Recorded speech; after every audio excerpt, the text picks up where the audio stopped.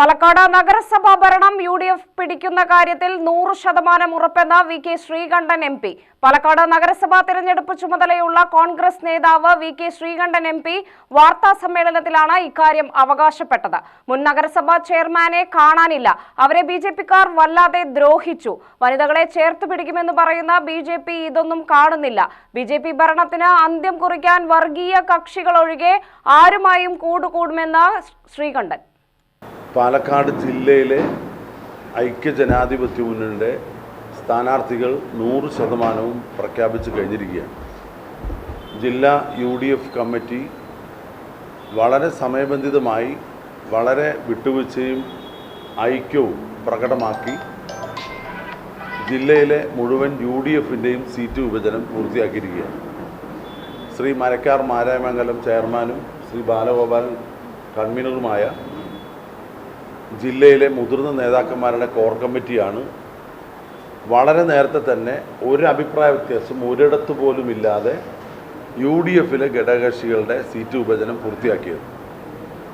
അത് ജില്ലാ കോൺഗ്രസ് കമ്മിറ്റിയുടെ പ്രസിഡൻറ്റും അതുപോലെ മുതിർന്ന നേതാക്കളും എല്ലാവരും വളരെ കാര്യമായി തന്നെ ചർച്ച ചെയ്ത് ശ്രീ A. തങ്കപ്പൻ്റെ നേതൃത്വത്തിലാണ് അത് പൂർത്തീകരിച്ചത്. പാലക്കാട് നഗരസഭ കേരളം മുഴുവൻ ഉറ്റുനോക്കുന്ന ഒരു തദ്ദേശ സ്വയംഭരണ സ്ഥാപനമാണ്. പാലക്കാട് നഗരസഭയിൽ മുൻകാലങ്ങളിലൊന്നും ഇല്ലാത്ത ഐക്യ ജനാധിപത്യ മുന്നണിയിൽ ഉണ്ടായിട്ടുണ്ട്. ഞാനിത് പറയുമ്പോൾ കഴിഞ്ഞ തെരഞ്ഞെടുപ്പിലും തൊട്ട് മുമ്പത്തെ തെരഞ്ഞെടുപ്പിലും ചില അഭിപ്രായ വ്യത്യാസങ്ങളും നീരസങ്ങളും ഒക്കെ പരസ്യമായി പ്രകടമാക്കിയതിൻ്റെ കൂടെ ഒരു പരിണിത ഫലമാണ് ഭരണം നഷ്ടപ്പെട്ടത്. അപ്പോൾ ഇത്തവണ ഞങ്ങൾ വളരെ മുൻകൂട്ടി കണ്ട് ഈ പാലക്കാട്ടെ വർഗീയ ശക്തികളിൽ നിന്നും നഗരസഭയെ മോചിപ്പിക്കണമെന്ന് ഒരു മനസ്സോടുകൂടി തീരുമാനമെടുത്തതിൻ്റെ ഏറ്റവും വലിയ പ്രതിഫലനമാണ് 53 സ്ഥാനാർത്ഥികളെയും വളരെ ഐക്യകണ്ഠേന നേരത്തെ തന്നെ പ്രഖ്യാപിക്കാൻ പൂർണ്ണമായിട്ടും കഴിഞ്ഞത്. കോൺഗ്രസ് ഇത്തവണ ഐക്യത്തോടെയാണ് സ്ഥാനാർത്ഥികളെ നിർണയിച്ചതെന്ന് ശ്രീകണ്ഠൻ പറഞ്ഞു. തമ്മിലെ തർക്കം കാരണം ഭരണം നഷ്ടപ്പെട്ട കഴിഞ്ഞകാല അവസ്ഥ കോൺഗ്രസിനോ UDFിനോ ഇപ്പോഴില്ല. ചില ചാനലുകളും പത്രങ്ങളും വഴി കോൺഗ്രസിനെതിരെ വ്യാജ പ്രചരണം നടത്തി. BJPക്ക് ഇന്നും മുഴുവൻ സ്ഥാനാർത്ഥികളെ പ്രഖ്യാപിക്കാൻ കഴിഞ്ഞിട്ടില്ല. BJPയിൽ ഹൈന്ദവരെ ജാതി തിരിച്ച് പട്ടികയുണ്ടാക്കിയെന്ന് ആരോപണം വരുന്നുണ്ട്. BJP സംസ്ഥാന വൈസ് പ്രസിഡന്റ് C. കൃഷ്ണകുമാർ തോൽവിയിൽ റെക്കോർഡിടാൻ ശ്രമിക്കുകയാണ്. കച്ചവട മോർച്ചയാണ് ഇവരുടേത്. സ്വന്തം കുടുംബത്തിലെ അംഗത്തിന്റെ വോട്ട് വെട്ടിമാറ്റാൻ ശ്രമിച്ച ആളുകളാണ് ഇവർ. സ്വന്തം കുടുംബത്തിലെ ഒരംഗത്തിന്റെ വോട്ട് വെട്ടിമാറ്റാൻ വേണ്ടി കുൽസിതമായ നിയമവിരുദ്ധമായ പ്രവർത്തനം നടത്തിയ ആളാണ്. സ്വന്തം കുടുംബത്തിലെ സംഘപരിവാർ കുടുംബത്തിലെ സ്വന്തം ഭാര്യയുടെ കുടുംബത്തിലെ പത്രസമ്മേളനം നടത്തിയത് നിങ്ങൾ കണ്ടു ഇന്നലെ.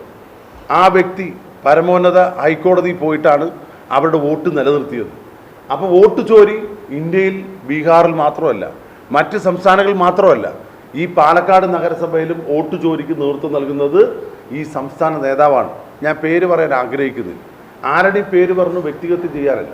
ഇവിടെ ഒരിക്കൽ കേട്ടു അദ്ദേഹമാണ് ചെയർമാൻ സ്ഥാനാർത്ഥി, അവസാന സീറ്റില്ല. മറ്റൊരാൾ പുതിയതായിട്ട് രംഗപ്രവേശം ചെയ്ത ജില്ലാ പ്രസിഡന്റാണ്, അദ്ദേഹമാണ് ചെയർമാൻ സ്ഥാനാർത്ഥി. ഇതെല്ലാം ഓരോ വിഭാഗം പ്രചരിപ്പിക്കുകയായിരുന്നു. അദ്ദേഹം സ്ഥാനാർത്ഥിയായില്ല. സ്ഥാനാർത്ഥിയാകാൻ ചെന്നിടത്തൊക്കെ വലിയ പ്രതിഷേധം പാർട്ടിക്കകത്ത് തന്നെ ഉണ്ടായി. ഇതുപോലൊരു കൊടും ക്രിമിനലിനെ വെച്ചാണോ ഈ തെരഞ്ഞെടുപ്പിന് നേരിടുന്നത് എന്നാണ് പാർട്ടി പ്രവർത്തകർ ചോദിച്ചു എന്ന് പത്രമാധ്യമങ്ങളിൽ നിന്ന് അറിഞ്ഞതാണ്. എനിക്ക് നേരിട്ട് അറിവില്ല. BJPയിൽ സീറ്റിനായി തമ്മിൽ തല്ലാണ്. നഗരസഭയിലെ കേന്ദ്ര പദ്ധതികൾ ഉദ്ഘാടനത്തിന് MP അറിയിച്ചില്ല. കേന്ദ്ര ഫണ്ട് ഇവരുടെ കയ്യിൽ നിന്നുള്ളതല്ലെന്നും MP കുറ്റപ്പെടുത്തി. വെൽഫെയർ പാർട്ടിയുമായി സഹകരണമില്ല. വലിയ പാർട്ടിയായതിനാൽ കൂടുതൽ ആളുകൾ സ്ഥാനാർത്ഥിയാവാൻ കൂടുതൽ ആളുകൾ കോൺഗ്രസിലുണ്ട്.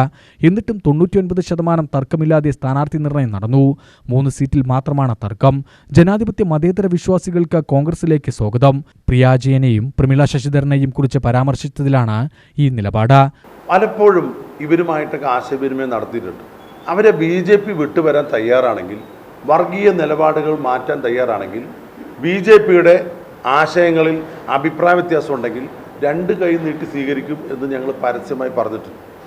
ഇവരുടെ 2 പേരുടെ കാര്യത്തിലും ഞങ്ങൾ തയ്യാറാണ്, ഇപ്പോഴും തയ്യാറാണ്. അവരെ പാർട്ടിക്കകത്ത് എത്രമാത്രം പീഡിപ്പിച്ചിട്ടുണ്ട്, ഏതെല്ലാം തരത്തിൽ ആശയവിനിമയം നടത്തിയിട്ടുണ്ട്. സന്ദീപ് വാര്യർ പാർട്ടിയിലെത്തിയത് വർഗീയ നിലപാട് തിരുത്തി മാപ്പ് പറഞ്ഞപ്പോഴാണ്. അതുപോലെ ആർക്കും വരാം. MLA രാഹുൽ മാങ്കൂട്ടത്തിലിനെ പുറത്താക്കിയിട്ടില്ല.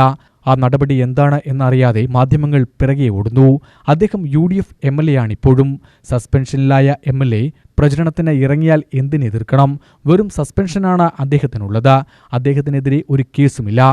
അദ്ദേഹം UDFന്റെ MLA ആണ്. അദ്ദേഹം MLA സ്ഥാനം രാജിവെച്ചിട്ടില്ല. UDF അദ്ദേഹത്തെ പുറത്താക്കിയിട്ടില്ല. കോൺഗ്രസ് പാർട്ടിയിൽ നിന്ന് സസ്പെൻഡ് ചെയ്തുകൊണ്ട് അദ്ദേഹത്തിനുള്ള പാർട്ടി പരിപാടിയിൽ ഔദ്യോഗിക പരിപാടി പങ്കെടുക്കരുത്. പിന്നെ നിങ്ങൾ പറഞ്ഞ പോലെ സ്ഥാനാർത്ഥികളെ ഷോളിട്ടു, സ്ഥാനാർത്ഥികൾ നോമിനേഷൻ കൊടുക്കുന്നത് പോയി. ഞാൻ ചോദിക്കട്ടെ, ഇപ്പം പാലക്കാട് നഗരസഭയിൽ പോയി നോക്കുക, അവിടെ സ്ഥാനാർത്ഥികൾ നോമിനേഷൻ കൊടുക്കുന്നുണ്ട്. BJPയുടെ RSSന്റെ നേതാക്കന്മാരാവാം, CPMന്റെ നേതാക്കന്മാർ, കോൺഗ്രസിന്റെ നേതാക്കന്മാർ, അവിടെ ആർക്ക് വേണേ വരാലോ.